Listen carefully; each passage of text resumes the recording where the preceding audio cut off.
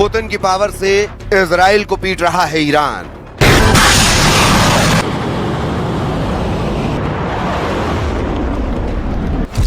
रूस की रणनीति से अमेरिका को युद्ध में मार रहा है ईरान।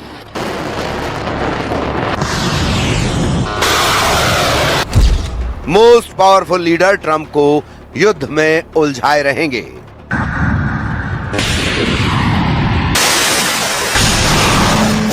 ईरान ने जिस ड्रोन से युद्ध को विस्फोटक बनाया है, जिस ड्रोन से अमेरिका के सैन्य अड्डों को उड़ाया है, जिस ड्रोन ने खाड़ी देशों को दहलाया है, उसे रूस ने अपग्रेड किया है। यह लड़ाका है तो made in Iran Shahid drone, लेकिन इसके कलपुर्जे रूस ने अपग्रेड कर दिए हैं, जिससे शाहिद ड्रोन घातक हो गया है, पहले से कहीं ज्यादा मारक हो चुका है। अमेरिका इजराइल के लिए सेटबैक ये है कि रूस अपग्रेडेड शाहिद ड्रोन का नया स्टॉक ईरान को भेज रहा है।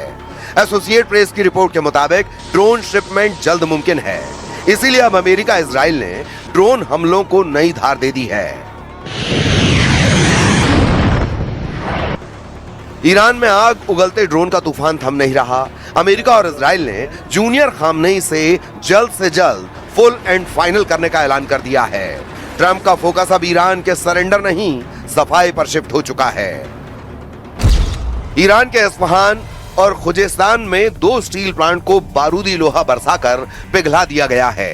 ईरान की सरकारी न्यूज एजेंसी इरना की रिपोर्ट के मुताबिक इस्फहान और खुजेस्तान प्लांट ड्रोन धमाकों से तहस नहस हो गए हैं। इजराइल अमेरिका के संयुक्त हमलों का विस्तार अब ईरान की राजधानी तेहरान के साथ सेंट्रल शहरों कोम और इस्फहान और शिराज तक हो चुका है।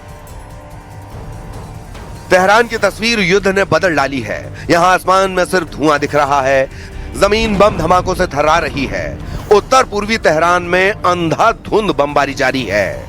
ईरान के air defence interceptor America Israel के हमलों को रोकने में नाकाम साबित हो रहे हैं। इस बीच सऊदी अरब के क्राउन प्रिंस मोहम्मद बिन सलमान ने ट्रंप से अपील की है कि ईरान पर हमलों को और तेज किया जाए। इसकी वजह सऊदी अरब पर ईरान का ताबड़तोड़ मिसाइल अटैक है। ईरान ने सऊदी अरब में भारी तबाही मचा रखी है। सऊदी किंगडम ईरान से डायरेक्ट युद्ध के मूड में आ गया है। न्यूयॉर्क टाइम्स की रिपोर्ट के मुताबिक सऊदी के क्राउन प्रिंस मोहम्मद बिन सलमान ने युद्ध में उतरने से जुड़े सभी विकल्प खुले रखे हुए हैं। इसके पीछे कई बड़ी वजहें हैं।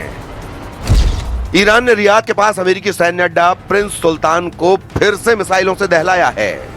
ईरान के हमले में 12 से ज्यादा अमेरिकी सैनिकों को गंभीर चोट आई है। मिसाइल हमले में प्रिंस सुल्तान बेस पर तैनात जंगी जेट, रिफ्यूलिंग एयरक्राफ्ट को भारी नुकसान पहुंचा है। यह रियाद में अमेरिकी सैन्य अड्डा प्रिंस सुल्तान का लेटेस्ट दृश्य है। आसमानी तस्वीरों का क्लोजअप देखकर ट्रंप का कलेजा कांप गया है, क्योंकि ईरान के शाहिद ड्रोन ने यहां खड़े सुपर पावर के जंगी लड़ाकों को धुआं कर दिया है।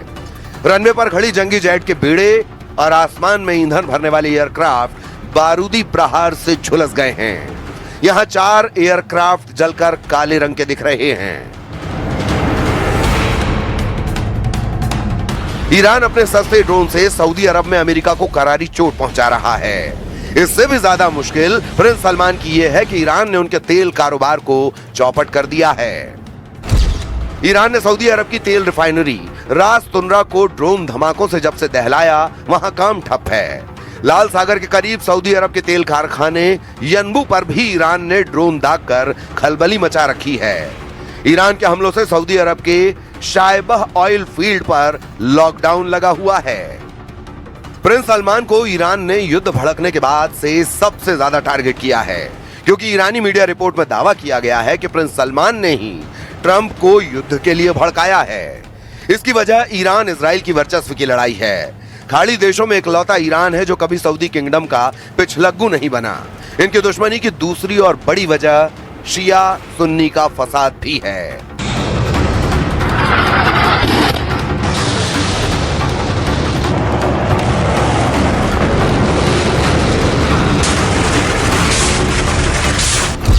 सऊदी अरब खुद को सुन्नी मुस्लिम दुनिया का लीडर मानता है, जबकि ईरान शिया मुसलमान बाहुल्य देशों का लीडर होने का दावा करता है।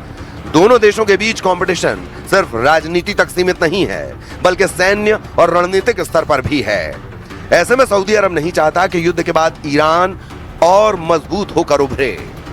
प्रिंस मोहम्मद बिन सलमान नहीं चाहते कि ईरान फिर से खड़ा हो, इसीलिए वो जंग को अंजाम तक पहुंचाना चाहते हैं। ट्रंप के इरादे प्रिंस सलमान से मेल खाते हैं। वो खाड़ी में ईरान की दादागिरी ओवर करने की गारंटी दे रहे हैं। For 47 years, Iran has been known as the bully of the Middle East, but they are not the bully any longer. They're on the run.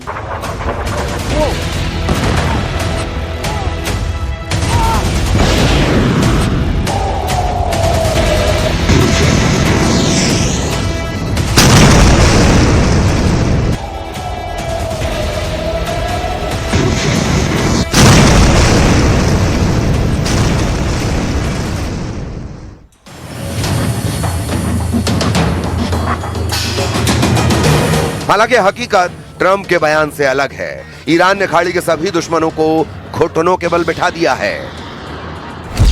Hormuz strait बंद कर ईरान ने Saudi अरब, UAE और Kuwait के तेल कारोबार को 60 से 70% तक कम करवा दिया है। युद्ध से पहले हर दिन ये देश 25 मिलियन बैरल तेल का कारोबार कर रहे थे, वहीं अब ईरान ने इसे सिर्फ 7 मिलियन बैरल प्रतिदिन तक समेट दिया है।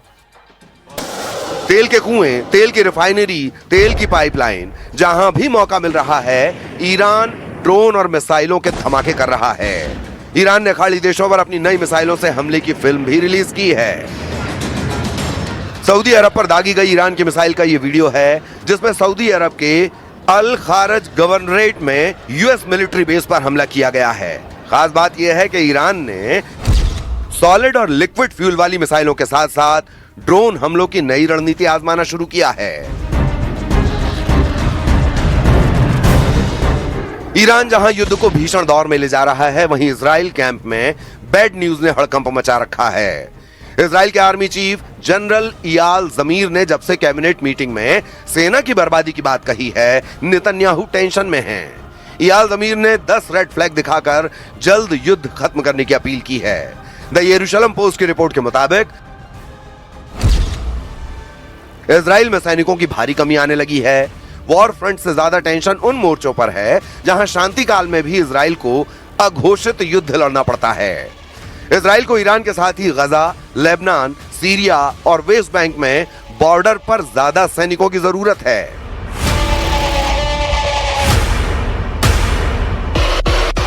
इजराइल 7 अक्टूबर के नरसंहार के बाद से लगातार युद्ध में है, इसीलिए सैनिकों का मनोबल डावाडोल होने का खतरा बढ़ता जा रहा है।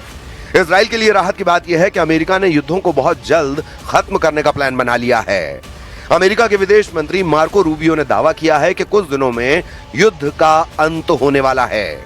मार्को रूबियो फ्रांस में G7 के विदेश मंत्रियों की बैठक में शामिल हुए हैं, जहां ईरान युद्ध और होर्मुज स्ट्रेट पर चौंकाने वाला बयान दिया है।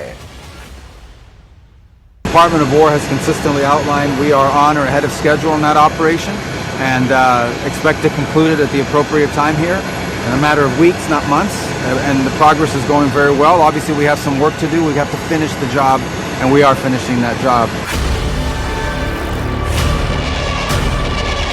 अमेरिका ने ईरान के सरेंडर का नया प्लान बनाया है, जिसमें 10,000 मरीन कमांडो को ईरान की धरती पर उतारकर ग्राउंड ऑपरेशन से शुरुआत की जाएगी। ग्राउंड फोर्स का पहला टारगेट होर्मुज के सक्रिय समुद्री रास्ते में ईरान के चक्रव्यूह को तोड़ना है। ईरान की जमीन में घुसकर अमेरिका खर्क से लेकर लरक तक 6 आइलैंड पर कब्जे का मिशन ऑन करने वाला है। ईरान में ग्राउंड ऑपरेशन में ट्रंप संयुक्त सेना का जुगाड़ कर रहे हैं। खाड़ी देशों के साथ उन्हें यूरोपीय महाशक्तियों से मदद की उम्मीद है, मगर ईरान की मदद करने वाला लड़ाका ग्रुप युद्ध में हमलों की शुरुआत कर चुका है। हूथी लड़ाकों ने इजराइल पर मिसाइलों की बौछार शुरू कर दी है।